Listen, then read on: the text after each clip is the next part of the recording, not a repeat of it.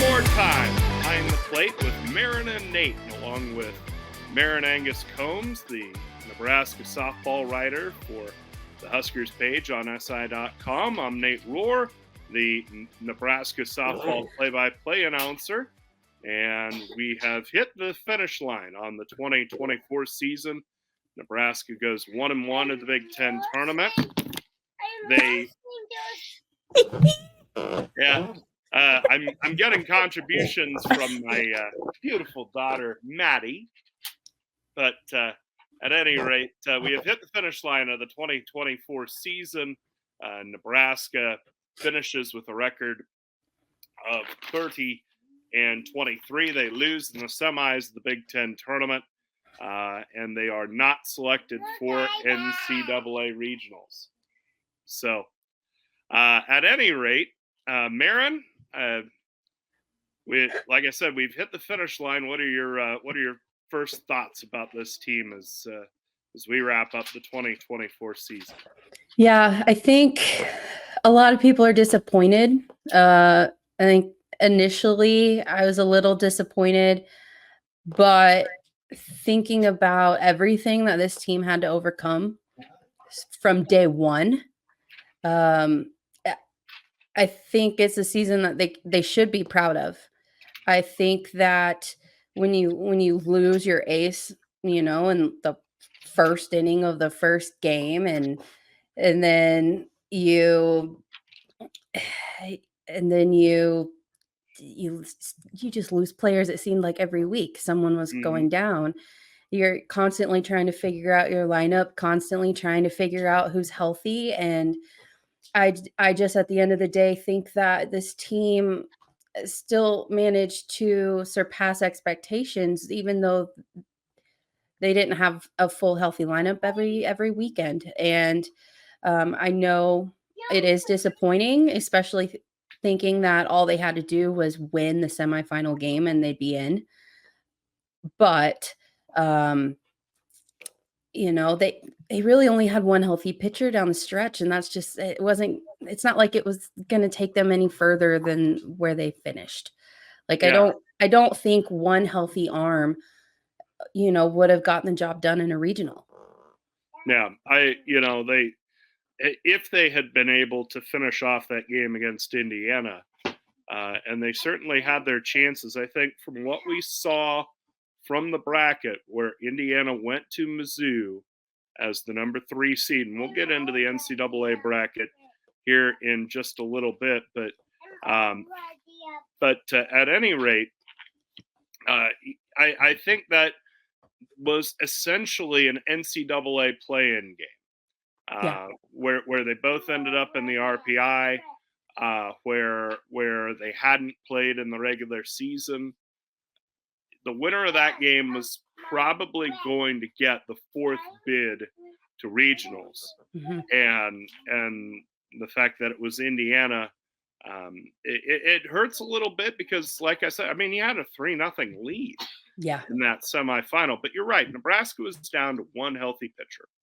Kalen Kinney's legs really betrayed her down the stretch. Emerson Cope was bothered by a back injury throughout the season. Nebraska ended up having to use her a whole lot more than I think they ever thought they were going to. And so when you have those two, and those are your 1 and 3, and then you've got, you have Sarah Harness, who's a little inconsistent, but to her extreme credit, the last 2 weeks, she really turned it on for the Huskers pretty well down the stretch. I think this team did what it could do. And I like what you said, that this team can be proud of this season because it had so much go against it. It had so much go wrong in a year where the expectations were so high. And, it actually didn't start with Jordy Ball. It started in the fall with Abby Squire and Dakota Carter and Abby Newland, and maybe we should have seen then that this was going to be a bumpy ride. But they kept fighting, and there was never a point where they said, "Why us?" When Rhonda Revelle talked to me pregame at Minnesota before the last regular season game, she was elated at the spirit the team was showing. I mean, they were out in the outfield doing headstands and having a great time, and so they hung together. And you know, very rarely can you look at a Nebraska softball season that doesn't end in regionals with pride.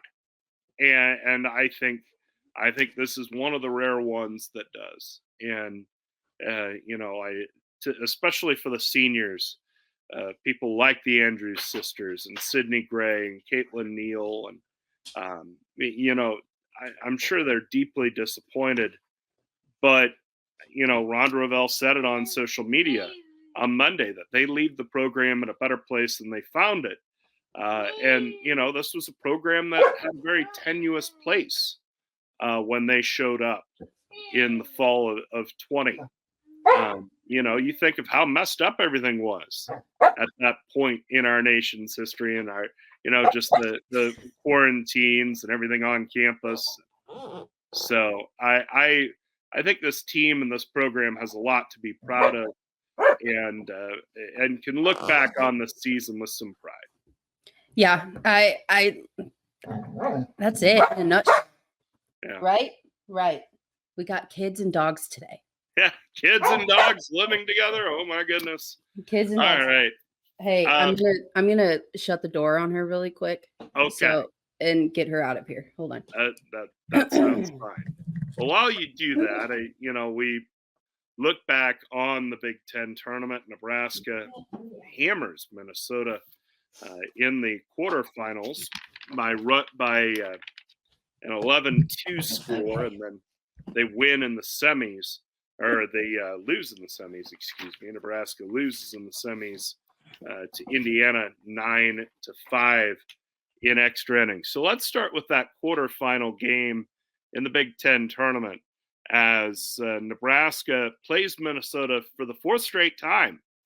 And that was the fourth time in a week that they saw Sarah Harness. And so when Jess Oakland starts that game with a home run, that sets off all sorts of alarm bells for me. That says to me, uh-oh, we're going to need to score a bunch of runs to win this one. No, you know, not to downgrade Jess Oakland. I mean, she's the player of the year in the conference. But when you start a game like that, and we knew the pitching was in not great shape, that set off some alarm bells. But to Sarah Harness's credit, she was really good the rest of the way. Yeah, no, exactly. You know, the day before, Jess Oakland was walked 6 times, and when Sarah Harness went at her to start the game, I was like, oh boy, I don't know how I feel about this. And then she goes yard to start the game, and it just becomes you get nervous, right? You're like, oh no, this doesn't have a good feeling. But man, she figured it out. The offense was something else. And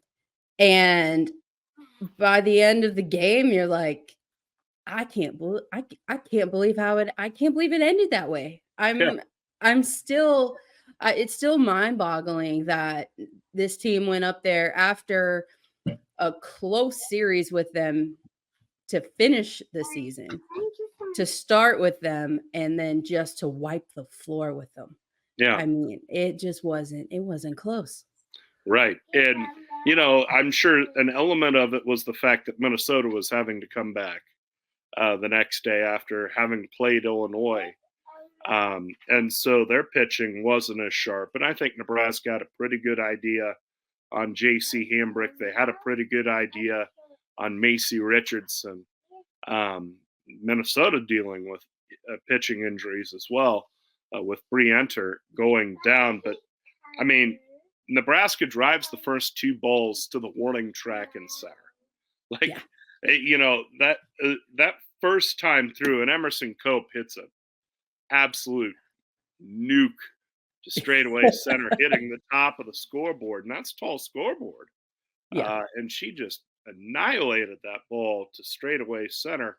to give the Huskers a 2-0 lead or a 2-1 lead. And at that point, you feel good. At that point, you feel Mhm. like the game's swinging in your direction. Again, Harness settled in very nicely. And then the offense was just relentless. Billy Andrews with a couple of home runs, couple of bases loaded walks to drive in runs. I think that was a real show that Husker offense put on against Minnesota and was able to really take control of that. And I don't know if they necessarily broke Minnesota's will, but there was a point where they just turned the Gophers aside and just said, no, no, no, we're done here, which I thought was huge. I thought it was important that Mhm. they ended that game in run rule fashion to save 2 innings off of Harness. Yeah, and to score as many runs as they did in the 5 innings, to crank out as many hits as they did, the home run barrage. I mean, I gosh, that game, I felt in that moment was the Husker team that we knew they were all year Hmm. when they put it all together. And, I mean, that was a good Minnesota team, you know? It wasn't a great Minnesota team, but it was a good Minnesota team. And, I thought, "Man, if this is how they're gonna play, then this game against Indiana maybe is gonna swing the Husker way, and we're looking at an at-large bid." Yeah, it didn't quite materialize that way, although boy, it sure seemed like it might in the early going. As in the semifinal, Nebraska jumped out to a 1-0 lead. Another home run by Billy Andrews, Mhm. and again for Billy to end her college career with 3 home runs in her last 2 games. I think that's even though I think she'd trade the 3 homers straight up for a chance to play this weekend. Yeah. Um, I think she can feel good about the fact that she did more than her part to try and keep this thing alive. Um, so Nebraska gets out to the 1-0 lead in the first. Then in the second, Bredwell leads it off with a home run. And with 1 out, Nebraska gets a walk from Caitlin Neal. With 2 outs, a walk to Caitlin Kaneda. Billy Andrews with an infield single to drive in um, Caitlin Neal to make it 3-0 Nebraska. And the Huskers had runners first and third with 2 outs and Sammy Bland at the plate. And they tried to set up the double steal. Now there was a lot of that made sense. Mhm. Billy's the fastest player on the team. She's the best base stealer. Caitlin Kaneda runs fairly well at third, but um, rather than hitting the brakes well in front of second base and getting in that rundown to score Kaneda, I think Billy almost went into I'm going to straight steal this thing mode and slid right into an out. Yeah. Yeah. That's the setup where you have to get in the rundown Yeah, to advance that other runner, and, it kinda halted momentum. Uh, yeah, it really halted the momentum that Nebraska had by her running into that out. yeah. And unfortunately, while this team had done a lot right, Bobby Rohr wants in on this. While this team has done a lot right and did a lot of good things, even from an attitude standpoint, very often, if this team had one persistent sin, it was over aggressiveness, Yeah. especially on the bases, and it cost them outs. And it really there were a couple of games this year where it seemed to flip the momentum to get somebody caught stealing. And when that happens and the momentum flips, and especially in a scenario where you're already fighting uphill and now you add a little snow to the avalanche basically. Yeah. It's tough, but Nebraska hung in there. It was 3-0 through 2 innings. You go to the fourth, you give up a home run to Sarah Stone. That is what it is. That's fine. Then Alex Cooper, we'll talk more about her later. She gets Yeah. hit by a pitch to lead off the fifth. Brianna Copeland, a really good hitter, comes up with a hit up the middle to score. So it's 3-2 Indiana going to the bottom of the fifth.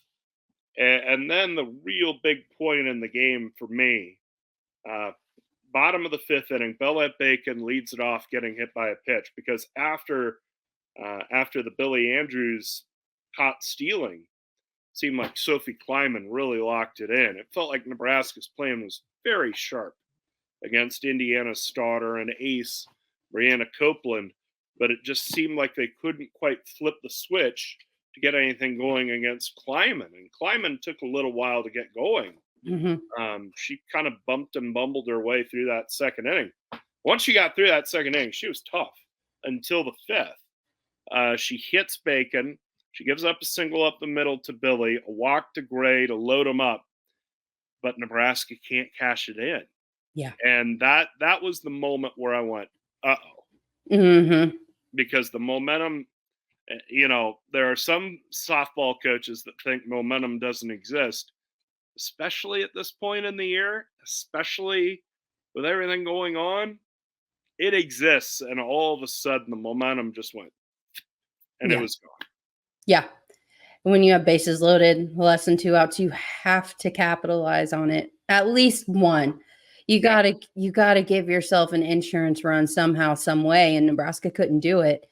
And if watching how Indiana played Northwestern the day before, you're like, yeah, you have to put them away, sure. and they couldn't do it, and it opened the door for Indiana to come in and take the momentum away. Yep. So the momentum already kind of on Indiana's side, and the game languished at 3-2 until the top of the seventh inning. And Mhm. you thought, well, we got through the turbulence. The storm clouds are behind us. And you have Alex Cooper at the plate, who's a good player, 6 home runs coming in, Big Ten all freshman team. But, she's not Copeland. She's not Stone. She's not that A-level hitter. And Harness jumps ahead of her 0-2. Then there was a pitch that I thought was strike three. Mhm. From my vantage point, which wasn't the best. But instead, they call it a ball, and so already you felt momentum was kind of on the starting to lean bad, and then a ball, and then a couple pitches later, a foul pop up down the third base line, and Sammy Bland was after it, Billy Andrews was after it, and neither caught it, Yeah. and both could have. Um, and that's where the alarm bells really went off. Yeah, that was the out. I mean, I don't know if Sammy Bland called it. I don't know if anyone called it because it sure didn't look like it. They all looked at each other and it just fell in the middle. And you're like, oh, uh-oh. Yep. Because now that's giving her another opportunity. It's a new life at the plate. And man, did she capitalize on that. Yeah. Yeah. You essentially gave her, I mean, the umpire gave her one, but you have to overcome that. I mean, pitches, it was a marginal pitch. It wasn't down the middle for a ball. It was a marginal pitch. And sometimes when you're right on the black like that, you're not going to get the call. But you have to catch that foul pop. Yeah. You have to. And hopefully that's the lesson that Sammy Bland tucks away. And that's not to scapegoat her. It's not to say because either she or Billy could have had it. But if you're Sammy Bland, I hope that sticks in your head this summer and you understand I've got to communicate out there in Mhm. left field. And Nebraska converted her out there, and has been decent defensively, but that might have been a place where the conversion might have left a hole. And of course, Indiana capitalizes. Alex Cooper hits the home run to tie the game at 3.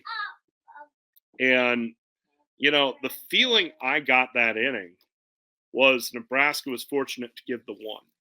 Yeah. Because they were starting to get really good swings on Sarah Harness. It was the fourth time through the order. Taylor Minnick drove a ball to the warning track. It just felt like Indiana had Sarah Harness measured up. And so you go to the bottom of the seventh. The good news is you have 9-1 and 2 due up. So Kaneda, Billy Andrews, and Sammy Bland. With one out, Billy Andrews gets on, but Nebraska can't move her around, can't score. So, another opportunity lost, more momentum going the wrong way. Yeah, and I think that seventh inning when Indiana started to hit the ball really hard against Harness is about the time I texted you and was like, is there anyone available? Yeah. Because in my mind, seeing that, I realized that there wasn't. And I just wanted to make sure because in any other game, Harness would have been pulled then. Yeah. Yeah, probably. I mean, definitely after the home run. 100%. Yeah. But absolutely after 7 innings. But, the answer is no. I mean, Kaylin Kinney, to her extreme credit, gave this team everything she had. She had to pitch a whole bunch. I think it ended up being 70% of the Huskers game she pitched in. Mm-hmm. So, and that's down from 75, and that's not pitching in at least the last 3. So she had to really work this year and work in a way that I don't know that I know she wasn't expecting to. Right. And so, she wasn't available through no real fault of her own. Her legs just went bad on her. And Emerson Cope is a freshman playing more games in a year at a higher level than she's done in her life. And though she was able to hit, she wasn't 100%. Or she was able to hit, but she wasn't 100% to where she could pitch. And so Nebraska was out of options. There's just nothing more they could do. And so, of course, the game goes to the 8th, and then it starts with a leadoff walk. And then Indiana uses their speed. Allie Van Brandt slaps a hit. Leah Andrews, the 2-run single up the middle. And, as hard as this team's fought, as competitive as the Huskers have been, it was about that point that I started to think that this thing's over. Yeah. And really believe it. Brianna Copeland with the coup de grace, the 3-run homer to center to push it to 9-3, a 2-run homer for Peyton Cody to 9-5, but that's it. 9-5 the final. The Huskers end up at 30-23, and on Selection Sunday, they were left out. And let's get to the NCAA field because the Big Ten gets 4 bids into regionals. I think we spent a lot of this year thinking that only 3 Big Ten teams would get in.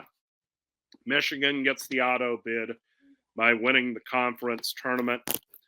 Though there is no official automatic bid for the regular season conference champion, I think it was safe to say Northwestern was in. Of course, they lost their first game of the Big Ten tournament, but by RPI and by all rights, they were in.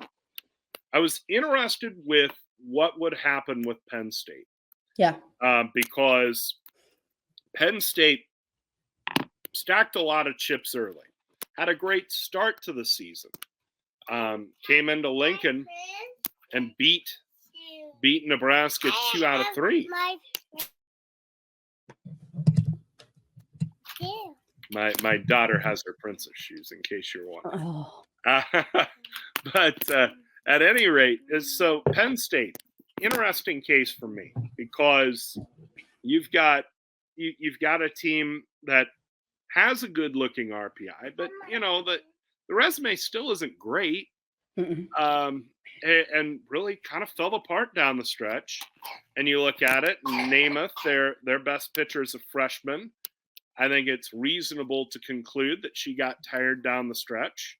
And what also happens to freshmen, especially freshmen who pitch a lot is all of a sudden people get a book on you. And Mhm. what might have taken a year for people to adjust to back in the day now can happen with a month or two to go in your freshman year. So I was interested to see if the committee would take Penn State, and ultimately they do select the Nittany Lions, and they were actually one of the last teams announced. They go to the College Station regional, but at the same time, I just, Penn State has the strong RPI and just can't quite, even though they don't finish the season strong, they did enough early on to get in. And, I think the committee really told us you've got to beat some good teams, especially early. And I think that's a real worrisome message to send to the Big Ten schools, is they're on the road. Those are all road games. They're not getting outside practice time. Yeah. And they're not going to get a chance with full and regular preparation to play one of those top 25 teams and beat them. They'll play UCLA next year, I suppose, and maybe the effect's watered down, UCLA and Washington and Oregon, but especially going out of conference,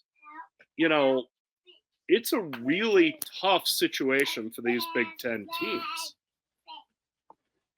Yeah, for me, looking at the field, looking at who got in, and honestly, sending Penn State to College Station, I felt was, I felt like they should have been flipped with Northwestern.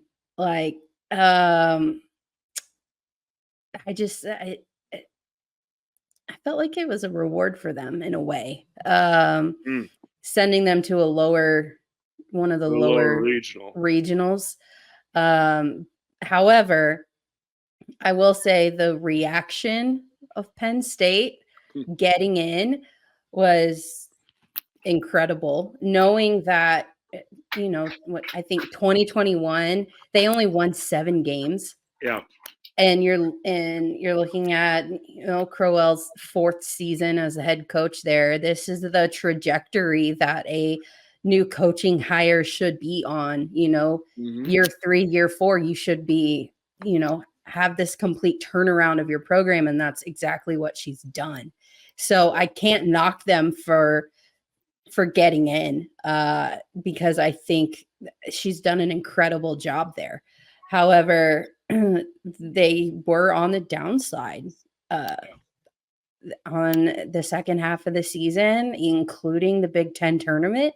And I felt like for them to get in with the lack of non-conference scheduling compared to Texas Tech, right? The first team out, I felt was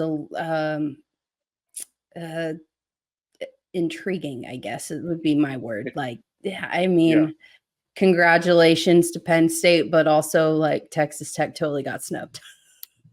Yeah. And just looking at the RPI from Selection Sunday, it was pretty much straight down the list of filling out the field, except Texas Tech is left out and Ole Miss is in. And we can debate the wisdom of taking all 13 SEC teams if we'd like. But, I was maybe a little surprised that Penn State got in. Indiana is another interesting case.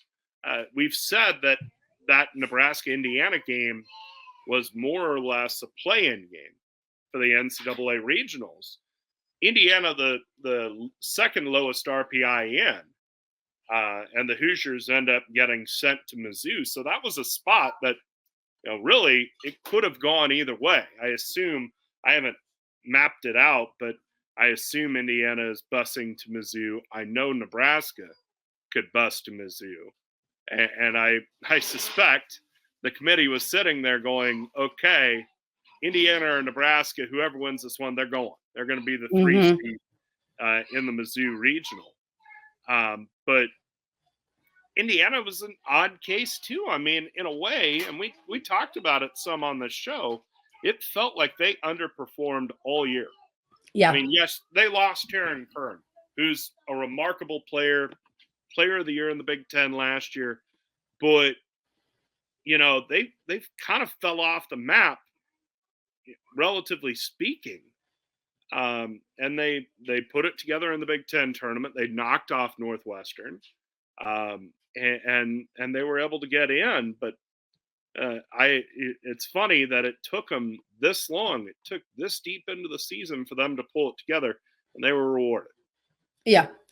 Beating Northwestern was huge for them. That's a huge RPI boost. And for them to do that in the Big Ten tournament, I think that that really solidified their case to get in. And then that game against Nebraska, winning that, and in the fashion that they won it too. Because by the end of the game, it was while it was extra innings, they blew the door open. So at that point, you're like, okay, well, Indiana's going to probably get in this. And then you look at that regional, they probably thought it was Nebraska's. And then you have Omaha and Nebraska in the same regional. But yeah, it would have been fun to have that happen, but unfortunately, that's not the case. And by the way, kudos to the Mavs and Cameron Meyer and Sydney Neismer and all the rest of them. Terrific year for UNO. They're in regionals for the second straight year, and they're going down to Mizzou, and it's going to be a tough regional, but they were able to fight their way in for a second straight year. Bill Hurd's done some really amazing things over there on Dodge Street, and he's really built up for a program that felt like it was in disarray. Mm-hmm. They'd had a couple of coaching changes in short order. He's found the way. It helps to inherit Cameron Meyer as he did, but they've found their way, and I think they've announced their presence as somebody you got to deal with out of the Summit every year. Yeah, being able to fight back, they were in the losers bracket, right? They fought their way back out of the losers bracket, beat SDSU twice to win the Summit.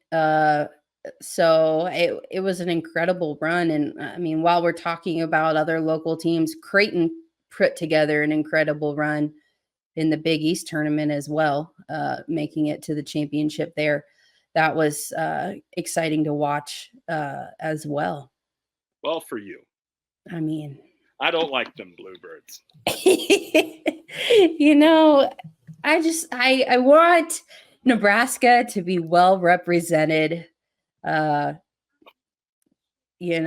gonna have it. They're gonna have it with Omaha. They're gonna have it with Southern Illinois and the Groff twins. Going to the LSU region. Heck, Ruby, Malin, and Washington are going to Columbia too. So yeah, that could have been a whole bucket of storylines had Nebraska. Unreal. It could have been. Yeah, it could have been huge. It could have been, Ruby, Nebraska, Omaha. And then you got Lauren Krings pitching at Mizzou, who played travel ball for Nebraska Gold. So it could have been this whole big thing. Emma Robbie is an assistant coach now at Omaha, played at Mizzou. It's a whole big storyline. I think, I would have loved to see that happen, but unfortunately, that's just not the way that it works. Yep. Unfortunately, the Huskers ran out of gas.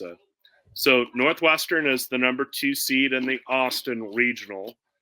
Michigan is selected for the field as well. Well, selected. They earned the automatic bid. They get the Huskers spot from last year going down to Stillwater. They have Kentucky, Oklahoma State, and then Northern Colorado And then we've mentioned the two lower teams. Penn State goes to the College Station Regional as the number 3 seed with Texas State, Albany, and A&M. And then Indiana, as we mentioned, the Mizzou Regional. Of those 4 teams, who do you think has the best one to get through their regional and on to supers? Honestly, Michigan is playing the best out of everyone right now. I know they're in a tough regional. Mm-hmm. I don't know if any of them will get out of their regional. But I think if anyone were to make a run at it, I would have Michigan as my pick. Yeah, I would agree with that. I think that Northwestern going to Texas, that's a tough draw. I mean, that's UT. The Big 12 tournament, they go to the final, so it's not like Texas was one and done in the Big 10 tournament or the Big 12 tournament. They go to the final. They're the number 1 overall seed. They're sending the Big 10 champion of the regular season to the number 1 overall seed. Meanwhile, Penn State and Indiana are 2 of the last 4 in, going to lower seeds. But at the same time, if you seed out the bracket, if you seed it out serpentine fashion, right? Mm-hmm. So the 17 is the 2nd seed in the 16s regional, the 18s and the 15 on. It would be the number 32 team by RPI. Northwestern's 29th. So they got a little bit of a raw deal, but it's not. They're a little under what their RPI is, but it's not inordinate. This is not Minnesota in 2018. Where you're going. They were out to really hose the Big Ten on this one. It's just a tough draw. I mean, I'll be interested to see how Northwestern comes through that regional. The Huskers played St. Francis, the 3 seed in that regional this year, and they proved themselves to be pretty tough. I think in the end it'll be Texas over Northwestern in the regional, in that Austin regional final, and then St. Francis will win 1 game, and then Siena's dare I say the sacrificial lamb going 0-2. But I do think, especially with the questions around Ashley Miller, because she had moments where she really wobbled for Northwestern down the stretch. And I just don't know how used to pitching with pressure she is. And you think about it, she's pitching deeper into a season than she's pitched. Yeah. And more important pitches than she's used to pitching. And even though she's a great pitcher, that does something to your head. And if they had a little tougher 3 in that regional, I'd be worried about Northwestern's ability to get to the regional final. As it is, I think they'll be able to beat St. Francis, but in the end, we're talking about the team that's going to lose to Texas in the regional final. Yeah. Man. I don't foresee Texas losing a game in the regional. Yeah, I'd buy that. They are unbelievable. Their offense is incredible. Their pitching is great. I don't see it happening. Yeah, they're stacked and they're hungry. Yeah. That's a pretty dangerous combination. Yeah. So that's Northwestern's draws. We talk about with Michigan. They play Kentucky in the first round. Michigan's the 3. Kentucky's 2. I think they can get past Kentucky. If I had to pick that regional, I think Oklahoma State comes through there. I mean, the Cowgirls aren't playing that badly. They won Bedlam over OU. They obviously didn't make the Big 12 tournament final, but I would favor Michigan to go to the regional final. I still think Oklahoma State wins the regional, but I think Michigan will give them a game. And by the way, tip of the hat to Michigan. It seemed I wrote them off when they got swept by Northwestern. They got swept by Northwestern. I thought, okay, they're dead. They're going to miss regionals for the second time, all that. Their offense strapped it in, locked it in, figured it out. They got a little something going, and of course, they make the run to the Big Ten tournament final and win it. They've got a little something behind them now, and that's exciting. And all due respect to Northwestern, Michigan's the flagship program of this conference, and when they're down, fair or not, the perception of the league suffers. Well, they're on the rise, and I think they're going to display that down in Stillwater.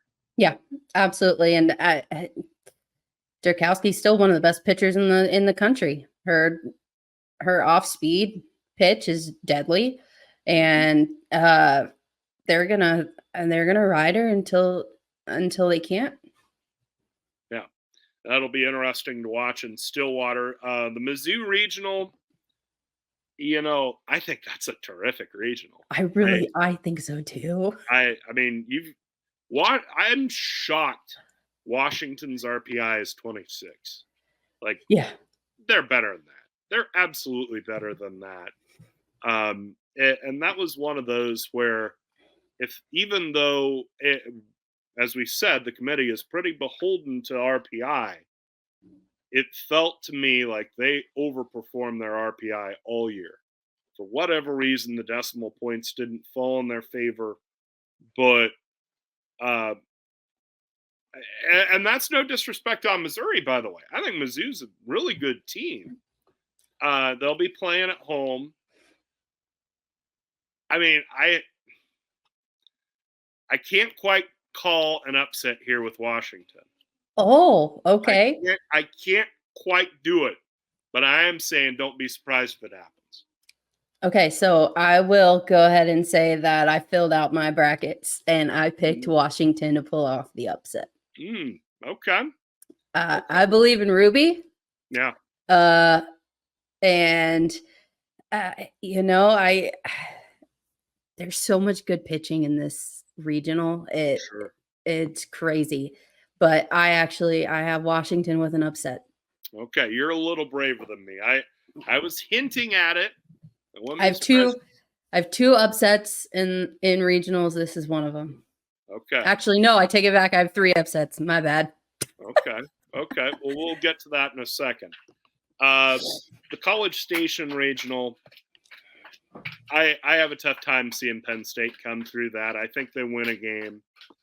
The question is Texas State or A&M.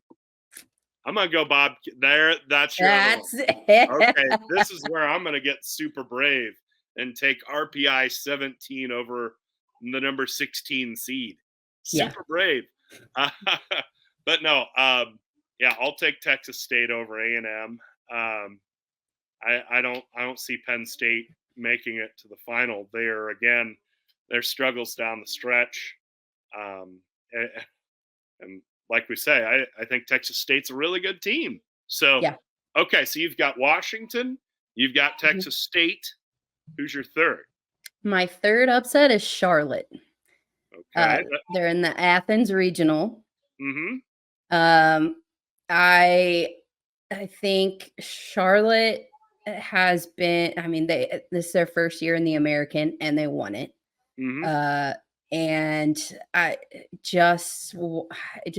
like Ashley Chastain and what she's done with that program. I know Georgia's a good program. I just think I had a gut feeling, and I tend to trust my gut. So I went with Charlotte over Georgia. And that's my third upset. We'll see if it comes true. Last year there were what, 2 upsets? Oregon and Louisiana. UCLA got upset last year. That's right. That's right. So and which if you look at that regional, you have Virginia Tech as a 2 seed, then you have San Diego State and Grand Canyon. So the San Diego State and Grand Canyon, that's a same 2 teams that were in that UCLA regional last year. Those were the 2 teams that beat UCLA to knock them out of the running for supers. And gosh, There's so many good regionals. Oregon's going to Oklahoma. Let's go ahead and set that storyline up, right? You've Oh got yeah, Missy Lombardi going back to Oklahoma. Um, so that's another storyline to watch for. You've got, I mean, Clemson's going to Tuscaloosa. yeah, Um, be a good battle. I'm so excited. I'm ready for it. I'm Yeah, here. I think overall the committee did a great job with the selections. I think at the end of the day, the only thing I argue with is Ole Miss getting in and Texas Tech not getting in. yeah. I that would be my that would be quibble one for me. I would say my other issue uh, is Duke. I thought they really underseeded Duke. Duke was third in the RPI. They dropped them to 10 in terms of seeding, to where they won't host a super regional if chalk holds. And I thought that was a bit of a slap in the face, and maybe part of a larger message of disrespect toward the ACC. And again, this is another example of your flagship program being down, thus the entire perception of the league is Mm, down. Florida State has an okay year. They end up hosting a regional, but they're not elite.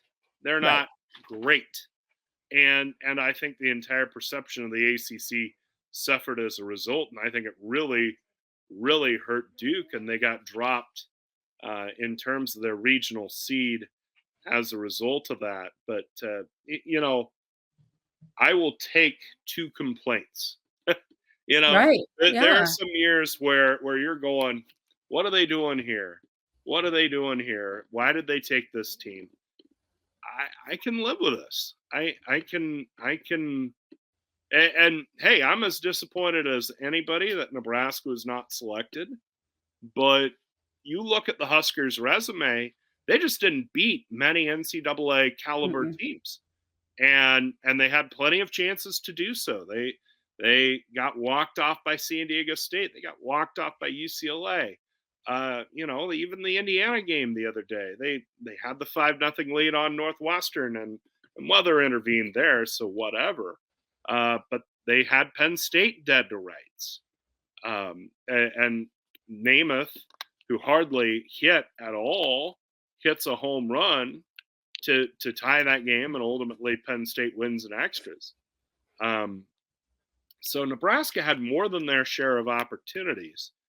And hey, recognizing all the other limitations, all the other issues, they just weren't able to push the rock over that peak of the hill to get it going down the other side. And as a result, they come up a little short. One more piece of softball news out of the Big Ten that came out yesterday: the firing of Kelly Kovac Shanley at Ohio State. The Buckeyes, another good year, but we've talked about it on this podcast that they had kind of settled into something of a malaise, Mm-hmm. where they're middle of the pack in the Big Ten, not really a factor for the conference championship, not really even much of a factor for regionals, and especially at Ohio State, that doesn't cut it. No, not at all. So, um, they just kind of, yeah, they settled for mediocrity. And I think in an athletic department like Ohio State, that's not okay.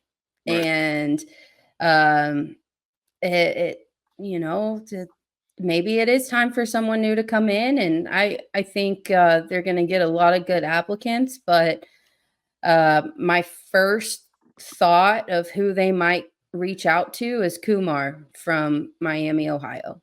Uh-huh. Yeah. I I think it's pretty easy when you've got a program down the road that is in regionals, that has been consistently good. Has a chance to set the NCAA record for home runs Yeah. in a season. That's the other part. Plays an exciting style. Yeah. That Um, yeah. I think that bodes very well. And I'll bet that's Ohio State's first call after Miami of Ohio gets done in the Knoxville regional, whenever that might be. I think they go to the regional final there. Mm-hmm. Maren, this is the end of the road, not just for this year, but for this podcast. And we've had a lot of fun these last 2 years talking college softball, Big Ten softball, Huskers softball. Any final thoughts before we wrap her up? I'm so sad. Yeah. You know, when I moved here and had the opportunity to get this podcast going, you were my first call, and you've helped me settle into Big Ten softball life. So thank you. Well, I've had a great time chatting softball with you, and certainly our conversation about the game will continue, even though maybe we won't be recording it every week. But I've had a lot of fun these last 2 years. But unfortunately, I